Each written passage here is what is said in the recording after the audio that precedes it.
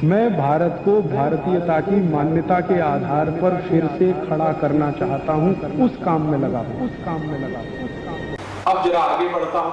जिनको पेट साफ नहीं होता उनको क्या क्या होता है? दुनिया की 103 बीमारियां उन्हीं को होती है, क्योंकि आयुर्वेद ये कहता है कि अगर आपकी आंतें साफ नहीं है, लार्ज इंटेस्टाइन और स्मॉल इंटेस्टाइन, बड़ी और छोटी आंत साफ नहीं है, तो बीमारियों का केंद्र आपके घर में ही है। और 90% बीमारियां आपको मालूम है कब्जियत से शुरू होती हैं, कॉन्स्टिपेशन से शुरू होती हैं। हमारे देश में सभी बड़े चिकित्सक और वैद्य कहते हैं कि जिनका पेट साफ नहीं हुआ उनको कुछ भी बीमारी आएगी, संधिवात हो जाएगा, डायबिटीज हो जाएगी, कॉन्स्टिपेशन तो रहने वाला है, मुंह में से भयंकर बदबू आएगी, दांत आपके खराब हो जाएंगे, सांस में इतनी तेज बदबू होगी कि पड़ोसी बैठ नहीं पाएगा आपके पास, रात को नींद नहीं आएगी, भूख समय से नहीं लगेगी, भूख ठीक से नहीं लगेगी, शरीर में कमजोरी आती जाएगी। ऐसी 103 बीमारियां एक साथ आएंगी। अब उनको चूंकि कॉन्स्टिपेशन बहुत है तो ये सब बीमारियां उनको होती हैं। तो अब उसका इलाज क्या करते हैं वो? जब पेट साफ नहीं होगा तो सांस की बदबू भयंकर होगी। अब उस सांस की बदबू को रोकने के लिए वो दिन भर टूथपेस्ट रगड़ते हैं। हमारे देश में अब मुझे ये समझ में आने लगा है कि किसी भी भारतीय नागरिक को चिकित्सा सुविधा की जरूरत नहीं है, चिकित्सकीय ज्ञान की जरूरत है। हेल्थ फैसिलिटीज नहीं चाहिए, नॉलेज चाहिए। नॉलेज की बहुत कमी, और इतनी कमी है कि पढ़े लिखे लोग उससे ज़्यादा पीड़ित हैं। छोटी छोटी बातें नहीं जानते। पानी को उबाल के पीना ये इतनी छोटी सी बात है, लेकिन आज के समय की बीमारियों में सबसे इफेक्टिव है, खासकर 3 महीने की ये जो।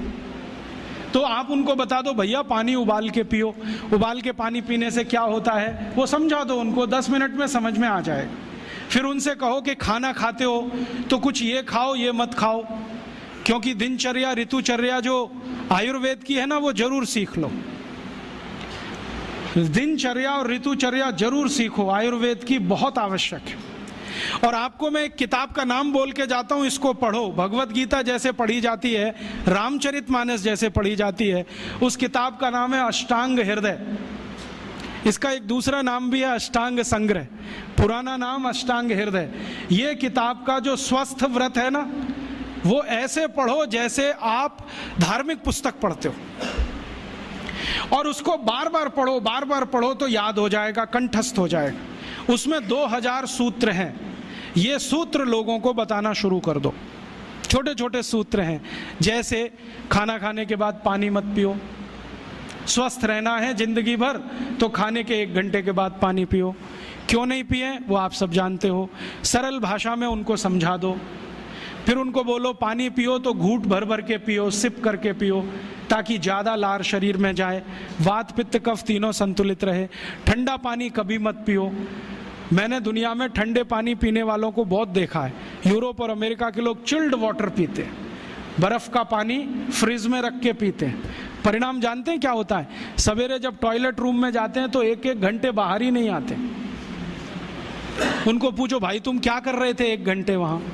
तो कहते हैं न्यूज़पेपर पढ़ रहे थे, मैगजीन पढ़ रहे थे। क्यों पढ़ रहे थे? स्टूल पास नहीं होता। क्यों नहीं होता? कॉन्स्टिपेशन है, जोर लगाना पड़ता है फिर भी नहीं होता। गाना भी गाते हैं मेरे सपनों की रानी कभी आएगी, फिर भी नहीं आती। और अंतिम दुष्परिणाम पता है क्या होता है? उनको पेट साफ तो होता नहीं, तो सांस में से भयंकर बदबू आती है। किसी अमेरिकन यूरोपियन के नजदीक बैठ जाओ, अगर वो लिस्ट्रीन स्प्रे करके नहीं आया तो 1 मिनट नहीं बैठ सकते। हर समय उनको माउथ फ्रेशनर स्प्रे करना पड़ता है, क्योंकि अंतड़ियां साफ नहीं है, कब्जियत है, मल भरा हुआ है, उसमें कचरा जमा है। फिर उनके पसीने में से भी बदबू आती है। क्यों?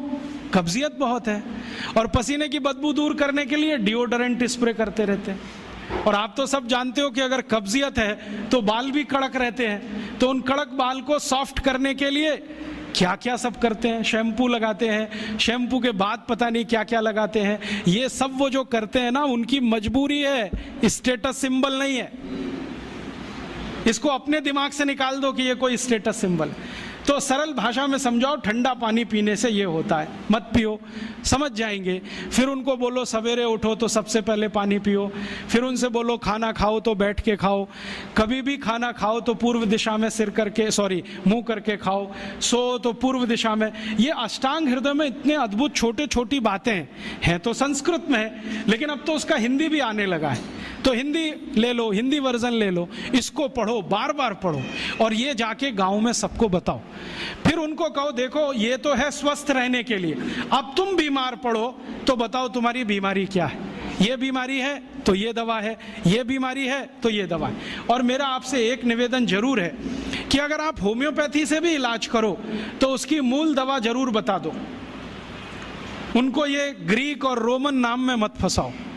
आप कहोगे जी मैं तो ऑसिमम दे रहा हूँ, ये उनको कहो ये तो तुलसी का रस है भैया, तुम्हारे घर में फूलों से बनी हुई है, आसानी से मिलती है, जयपुर में मिलती है, दिल्ली में मिलती है। भंडारी वालों को अक्सर ऑर्डर दे के रखो, हमको इतनी भेजो, उनको जो पता चल गया कि आप प्रचार के लिए कर रहे हो तो मुफ्त में भी दे देंगे आपको। तो इस तरह से आप गांव गांव जाओ, छोटे छोटे शिविर लगाओ, गांव वालों को इकट्ठा करो। गांव वाले बहुत दुखी हैं, शहर वाले भी दुखी हैं, वैसे तो वो दुखी हैं, इसका यही सबूत है कि रामदेव जी आए जयपुर में सवेरे 4 बजे तो सब लोग पहुंच जाते हैं वहाँ, पैसा भी देते हैं, समय भी देते हैं। और 4 बजे रामदेव जी कहें टांग ऊपर उठा लो तो उठा लेते हैं, कहें सिर नीचे कर दो तो कर लेते हैं, ऐसे कर लो तो कर लेते हैं। क्यों? परेशान है, दुखी है, शरीर उनका साथ नहीं दे रहा है। और इतने दुखी हैं कि रामदेव जी तो क्या, कोई टिम्बकटू आ जाए उसी के सामने वो आ जाएंगे, और वो दुनिया भर में घूम के आते हैं अपनी अपनी छोटी छोटी बीमारियां लेके। तो इन जो दुखी लोगों का थोड़ा थोड़ा आप मदद कर दो इलाज के रूप में, ये सब आपके भगत हो जाएंगे। और ये भगत हो जाएंगे तो कहो आप भी प्रचार करो इसका, वो भी करें, आप भी करो, तो ये इतना तेजी से मल्टीप्लाई करेगा कि 2-5 साल में एलोपैथी का बाजा बज जाएगा। और बजा देना है अपने को, हाँ, ये संकल्प लेके चलो कि इनका बाजा हमको बजाना है। मैं बहुत जल्दी एक टीवी चैनल शुरू करने जा रहा हूँ एलोपैथी का बाजा बजाने के लिए। इनकी सब पोल खोलनी है मुझे, हाँ, इनकी इतनी पोल हैं मेरे पास, कम से कम 1,500 से ज़्यादा डॉक्यूमेंट्स हैं जो एलोपैथी के गंदेपन को सिद्ध करने वाले, इनकी निकृष्टता को सिद्ध करने वाले, ये कितने अनसाइंटिफिक हैं वो बताने वाले हैं, कितने डॉगमेटिक हैं वो बताने वाले हैं। मेरे पास ऐसे बहुत इंटरव्यूज हैं बड़े बड़े डॉक्टरों के, वो कहते हैं कि हम कोई डायग्नोसिस नहीं करते, तीर मारते, लग गया तो ठीक, नहीं तो तुक्का। और वो कहते हैं हम तो एक ही सिद्धांत पे काम करते हैं, ट्रायल एंड एरर, देते जाओ गलतियां करते जाओ, देते जाओ गलती, भले मर जाए पेशेंट उसमें। हमारे पास तो कम से कम ये नहीं है ट्रायल एंड एरर वाला। हम तो जानते हैं कि तुलसी है तो उसके ये गुण हैं तो ये रिजल्ट आना ही चाहिए, मेथी है तो उसके ये गुण हैं तो ये रिजल्ट आना ही चाहिए। हमको सब मालूम है, फिक्स है, यहाँ वेरिएशन नहीं है। मेथी के जो रिजल्ट चरक ऋषि को मिले वो आज भी मिलते हैं, इसमें इतना सातत्य है, वेरिएशन कहीं भी नहीं है। तो जो विज्ञान में सातत्य होता है, सत्य ज्ञान वही होता है। तो हमारे पास जो सत्य ज्ञान है इसको लेकर आगे बढ़ें और इसके अपने जीवन में भी और दूसरों के जीवन में प्रयोग करने के लिए प्रेरित करें। दोस्तों, सबसे पहले तो चैनल सब्सक्राइब करें, फिर लाइक, कमेंट और शेयर करें। और हाँ, हमारा एंड्रॉयड ऐप डाउनलोड करना ना भूलें।